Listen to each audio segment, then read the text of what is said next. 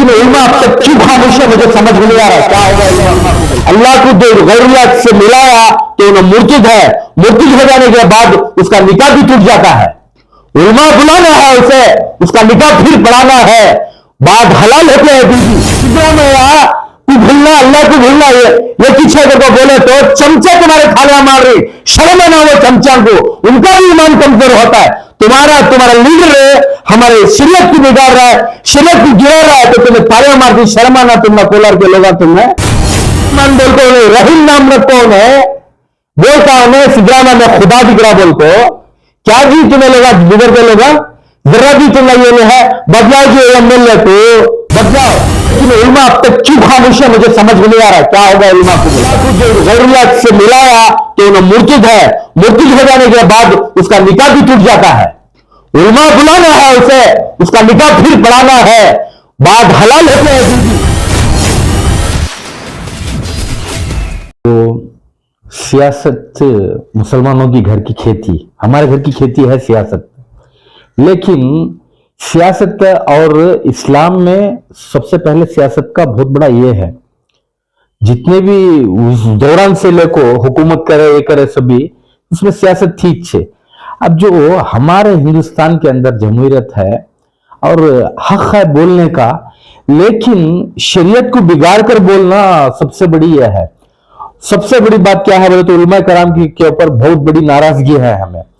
अब रहा एक सियासतदान मुसलमान, क्या है मुसलमान इलाकों में मुसलमान एक एमएलए खड़ता है या काउंसलर खड़ता है या एमपी खड़ता है तो उसके मुसलमान के वोट ज्यादा रहती, वो लोग एक मुसलमान बोल के वोट डालती। हमारे वोटें लेकर ये मुर्तद क्यों होता है, हमारा वोट लेते ही जीतने के बाद वो सेकुलर के नाम पर हमारे मजहब को कमजोर करके दूसरों के मजहब को उठाकर देना, और मजहब बेहतर यह है कि ये मजहब भी तब्दीली कर ले, हमें जो जिसे चाहे हम उसे चुन लेती। लेकिन और एक बात क्या है बोले तो ये सिद्धरामैया और डीके शिव कुमार, ये कांग्रेस की एक बहुत बड़ी साजिश है। मैं कांग्रेसी हूं, मेरा खानदान सारा कांग्रेसी है, हमें कांग्रेस से वोट देते सो, और जमाने से हमें तकरीबन 30 साल से कांग्रेस में काम कर ले को ही हमें। लेकिन अब की दौर की जो कर्नाटक की कांग्रेस क्या कर रहे है, डीके शिव कुमार हिंदुओं का लीडर और सिद्धरामैया मुसलमानों का लीडर, और डीके शिव कुमार हिंदुओं को बेवकूफ बना रहा है, सिद्धरामैया मुसलमानों को बेवकूफ बना रहा है। उसके चमचे हैं हमारे, उसके यानी कि जूते उठाने वाले चमचे हैं हमारे, चंद चमचे हैं।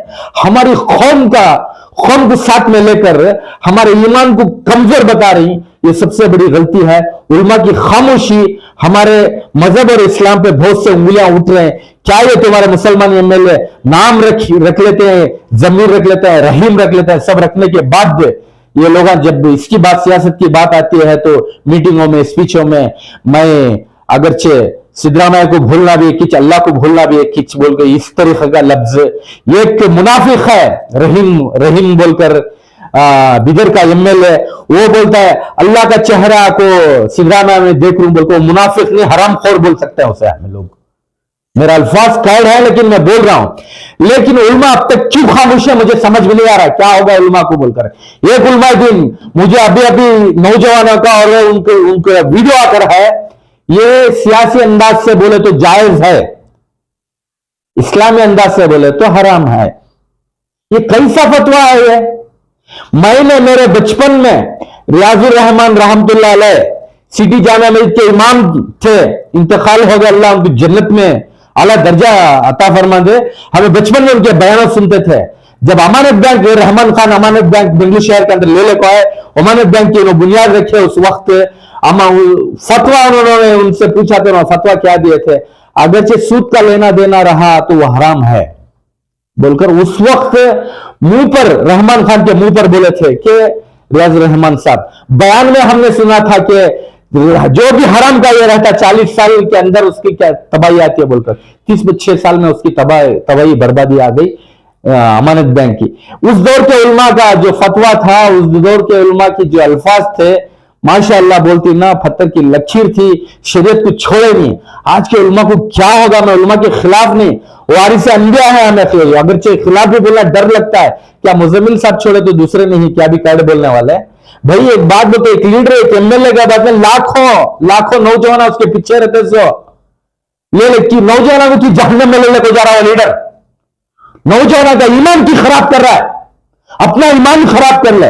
अगरचे ये फतवे में जब मुर्तद हो गया, अल्लाह को जो गैरुल्लाह से मिलाया तो ना मुर्तद है, मुर्तद हो जाने के बाद उसका निकाह भी टूट जाता है, उलमा बुलाना है उसे, उसका निकाह फिर पढ़ाना है, बाद हलाल होते हैं बीबी। जब अल्लाह से दूसरी इसे जोड़ते तो ईमान टूट जाता है, ईमान कमजोर हो जाता है, ईमान खत्म हो जाता है। और तय कर ले, एक अच्छे अंदाज से तय करे कि किसे वोट देना। लेकिन हमारी बदनसीबी है, गिने चुने हमारे एमएलए हैं, गिने चुने काउंसलर हैं, दिन पर दिन घटते जा रहे हैं। अब वो नहीं तो दूसरा नहीं, इस अंदाज से सोच रहे हैं। लेकिन मैं और एक ये बात बोल रहा हूं, देखो ये जाके देवलों में मंदिरों में बैठ जाने से सुकून नहीं मिलता। तुम्हें वोट लिए से मुसलमान के नाम से जी जाको मट्टा में लेना था, कौन डाला से तुमने वोट? मुसलमान डाला सो। तुम्हें एमएलए किससे बने?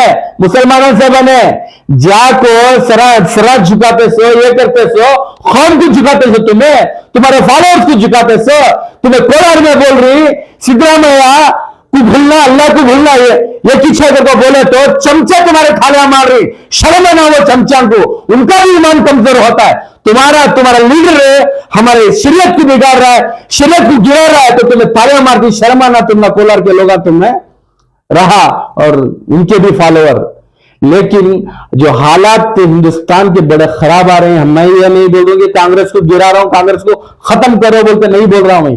कांग्रेस को लाओ, लीडरों को बदलाओ, जो हमारा वोट लेके ईमान वाला बन को इंसानियत की खिदमत करता वो लीडर है हमारा वोट लेको गैरुल्लाह की जो तारीफ करता है, गैर ईमान में चले जाता है, मुर्तद हो जाता है, वैसे को कभी भी तुम्हें वोटा नको दो।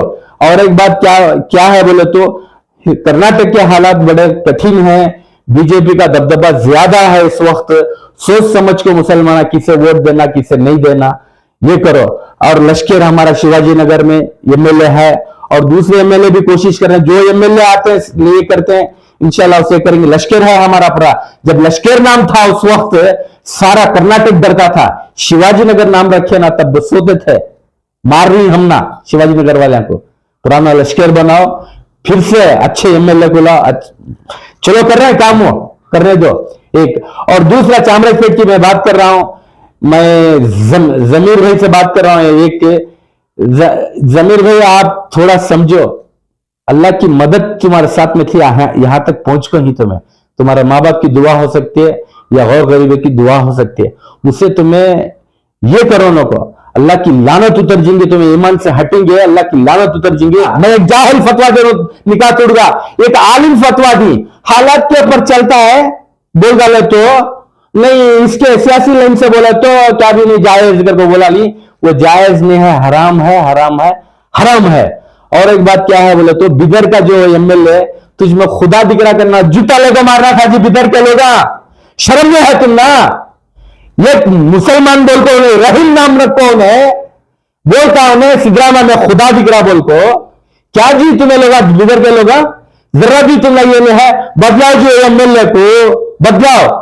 और एक बात सीएम इब्राहिम साहब उनके फर्जन को खड़ा नहीं किया, बोलती मुसलमान एमएलए खत्म हो जाती, मुसलमानों को बढ़ाना करी, मुसलमान इसना खड़े सो अब वहां दो भी है गैर खड़ को, एक मुसलमान को जिताओ, चलता है, सीएम इब्राहिम के बेटे को जिताओ।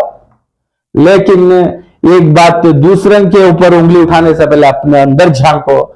चलो ये सीएम इब्राहिम साहब के फर्जंद एक नौजवान आगे बढ़ा है, अगरचे इनके रोशन बेग के फर्जंद भी आगे बढ़ रही, तो अल्हम्दुलिल्लाह अच्छा है।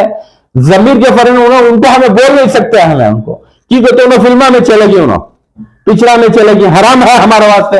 ईमान सिखाओ जी, जमातों में भेजो जी, दरगाह को भेजो जी, नमाज की याद करो जी, दौला को बुला लेकर जाको, कई कीजिए कर रही थी, नौजवानों को बिगाड़ रही थी, अल्लाह का खौफ करो।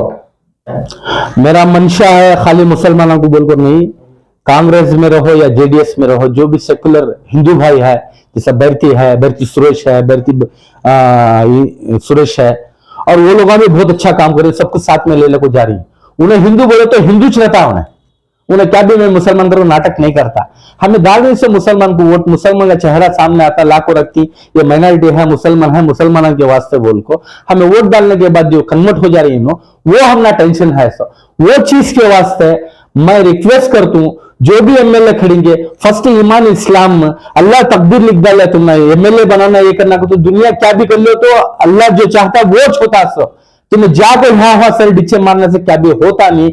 उसके वास्ते मैं बोल रहा हूं, रिक्वेस्ट कर रहा हूं, ये चीजों को आवाम भी पूछना सीखो। पूछो, एमएलए रहे या एमपी रहे, कौन भी नहीं, हमारे वोटों से, हमारे भीख से उन्हें एमएलए बनता। सो हमारे वोटों से, हमारे भीख से 150-200 करोड़ का घर बनाता। सो हमारे इससे प्लेना खरीदने से, हमारे इससे, हमारा वोट देने से हमारा हक बनता है। हमें देने वाले, जो भी वोट डालता है उन्हें देने वाला, लेने वाला काउंसलर और एमएलए रहता। सो पूछने का हक हमारा, पूछ सकती तुम्हें।